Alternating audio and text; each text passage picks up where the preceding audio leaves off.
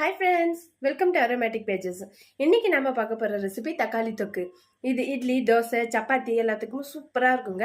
என்னோட ஃபேவரட் டிஷ்ஷும் கூட. வாங்க அது எப்படி செய்யலாம்னு பார்க்கலாம்.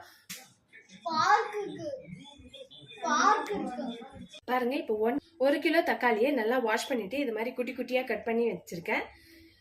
வாங்க இப்போ தக்காளி தொக்கு செய்ய ஸ்டார்ட் பண்ணலாம். ஃபர்ஸ்ட் அடுப்பு ஆன் பண்ணிக்கோங்க. நான் இதில் ஆயில்லாம் எதுவும் சேர்க்கல.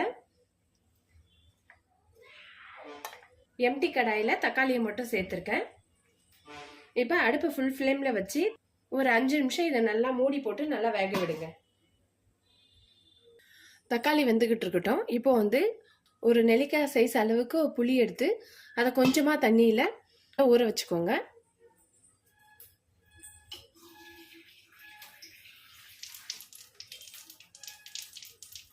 பாருங்க இந்த அளவுக்கு தண்ணி இருந்தால் போதும். வாங்க 5 மினிட்ஸ் ஆயிடுச்சு. இப்போ தக்காளி எப்படி இருக்குன்னு பார்ப்போம். பார்த்தீங்கன்னா நம்ம தண்ணியே சேர்க்காம தக்காளியை போட்டிருந்தோம். இப்போ பாருங்க எவ்வளோ தண்ணி விட்டுருக்குன்னு. தக்காளியில் நிறைய தண்ணி வரும். ஸோ நீங்கள் தண்ணி எதுவும் ஆட் பண்ணாதீங்க. புளி தண்ணி சேர்க்கறதோட சரி, நம்ம வேற எந்த தண்ணி இதில் ஆட் பண்ண போறதில்ல.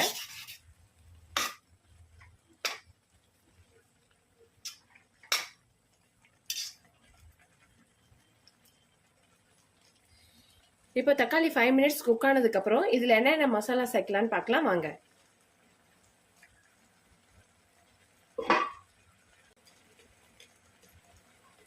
ஃபர்ஸ்ட் இதுல ஒரு 1/2 ஸ்பூன் மஞ்சள்தூள் சேர்த்துக்கோங்க.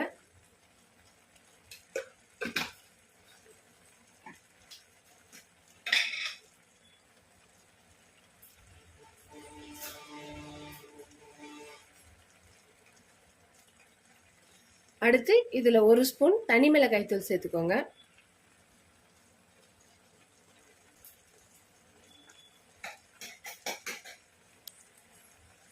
அடுத்து இப்ப தக்காளி நல்லா ஸ்மாஷா குக் ஆகிறதுக்காக 1 ஸ்பூன் கல்லுப்பு சேர்த்துக்கோங்க.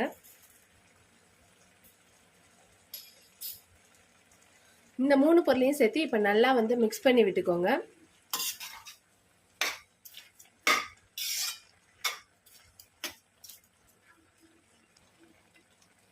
இப்போ இதை மூடி போட்டு இன்னொரு 10 நிமிஷம் நல்லா குக் ஆகட்டும்.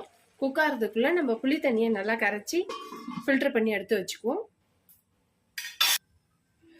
இந்த தக்காளி தொக்கு பார்த்தீங்கன்னா ஃபர்ஸ்ட் ஸ்டார்டிங்ல கடாயில் பார்க்கும்போது உங்களுக்கு நிறைய தக்காளி இருக்கிற மாதிரி தெரிஞ்சிருக்கும். ஆனால் தக்காளி வதங்க வதங்க ரொம்ப கொஞ்சமாக ஆயிடும். ஸோ உங்களுக்கு எவ்வளோ தக்காளி வேணுமோ அந்த அளவுக்கு போட்டு நீங்கள் செஞ்சுக்கலாம். இப்போ வாங்க 10 நிமிஷம் ஆயிடுச்சு. தக்காளி எவ்வளோ வெந்திருக்கு, மிளகாத்தூள் ஸ்மெல் போயிருக்கான்னு பார்க்கலாம். வாவ், சூப்பரா வெந்திருக்கு நம்மளுடைய தக்காளி தொக்கு. இப்போ நல்லா கலரி விட்டுட்டு அடுப்பை மீடியம் ஃப்ளேம்ல வச்சுக்கோங்க. ஏன்னா தண்ணி சுண்ட ஆரம்பிச்சிருச்சு. தக்காளியை நல்லா கலரி விட்டுக்கோங்க.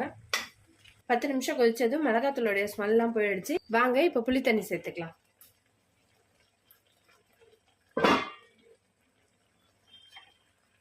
பாருங்க அந்த நெல்லிக்காய் சைஸ் புளி எடுத்திருந்தோம் இல்லையா, அதை நல்லா கரைச்சி நான் ஃபில்டர் பண்ணி வச்சிருக்கேன். அதை இப்போ இதில் சேர்த்துக்கலாம்.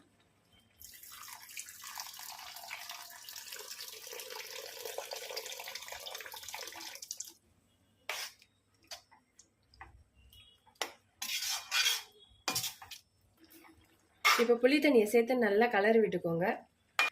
புளி தண்ணி சேர்த்துட்டு திருப்பி நம்ம இதை மூடி போட்டு வேக விடலாம். இப்போ தக்காளி வெந்துட்டு இருக்கட்டும். அதுக்குள்ள நம்ம தாளிப்புக்கு பூண்டு கட் பண்ணி வச்சிடலாம். இப்போ பாருங்க ஒரு 30 பல்லு பூண்டு எடுத்து வச்சிருக்கேன். இது ரொம்ப குட்டி குட்டியா கட் பண்ணிக்கலாம். நம்ம மஞ்சூரியனுக்கு கட் பண்ணுவோம் இல்லையா, அது மாதிரி ரொம்ப குட்டி குட்டியா கட் பண்ணிக்கோங்க. நெக்ஸ்ட் இந்த தாளிப்புல பூண்டு சேர்க்கறது எனக்கு ரொம்ப பிடிக்கும்.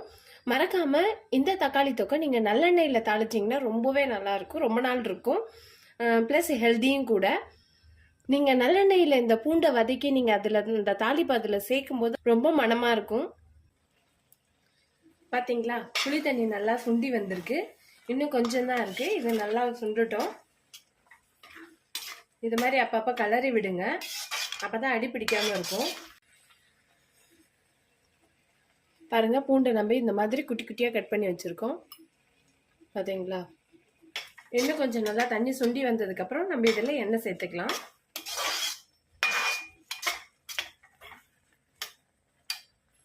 இந்த ஸ்டேஜில் உப்பு பாருங்க, உப்பு பத்தலைனாக்கா உப்பு கொஞ்சம் சேர்த்துக்கோங்க.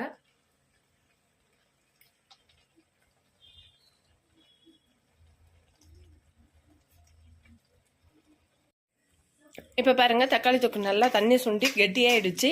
இந்த ஸ்டேஜில் எண்ணெய் சேர்த்துக்கலாம்.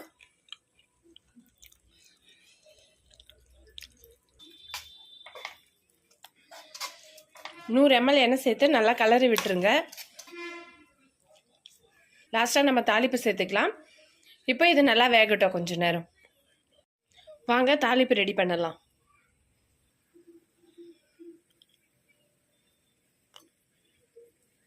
ml நல்லெண்ணெய் சேர்த்துருக்கேன்.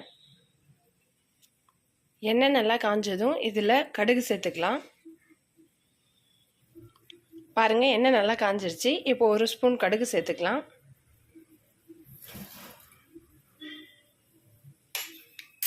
இது பார்த்தீங்கன்னா பியூர் நல்லெண்ணெய், செக்கில் ஆட்டந்து. நெக்ஸ்ட்டு இதில் ஒரு 1/2 ஸ்பூன் பெருங்காயம் சேர்த்துக்கோங்க. அடுத்து இதில் குட்டி குட்டியாக கட் பண்ணி வச்சுருக்க பூண்டு இதில் சேர்த்துக்கலாம். பாருங்கள், பூண்டு இந்த அளவுக்கு வதங்கினதும் இதில் கருவேப்பிலை சேர்த்துக்கலாம். சேர்த்துட்டு நல்லா இதை வதக்கி விட்டுக்குங்க. பாருங்கள், இந்த அளவுக்கு வதங்கினதும் நம்ம வந்து தக்காளியில் இதை சேர்த்துக்கலாம். அடுப்பு ஆஃப் பண்ணிவிட்டு இப்போ நம்ம இதை தக்காளி தொக்கில் சேர்த்துக்கலாம்.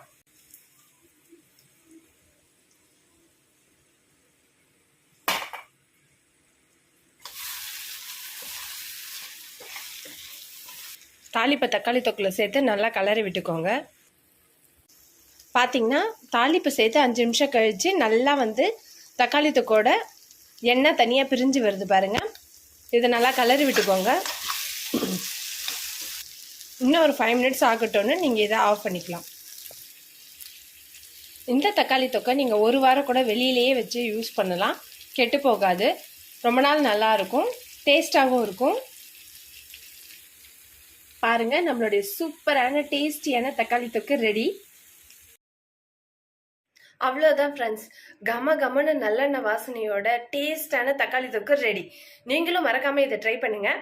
இந்த வீடியோ உங்களுக்கு பிடிச்சிருந்துச்சுன்னா மறக்காமல் லைக் பண்ணுங்கள், உங்கள் ஃப்ரெண்ட்ஸ்க்கு ஷேர் பண்ணுங்கள், கூடவே கமெண்ட் பண்ணுங்கள். மறக்காமல் நம்ம யூடியூப் சேனலை சப்ஸ்கிரைப் பண்ணுங்கள், கூடவே இருக்கிற பெல் ஐக்கானையும் கிளிக் பண்ணுங்கள். நெக்ஸ்ட் ஒரு இன்ட்ரெஸ்டிங்கான இன்ஃபர்மேட்டிவான வீடியோவில் உங்களை சந்திக்கிறேன். See you, bye.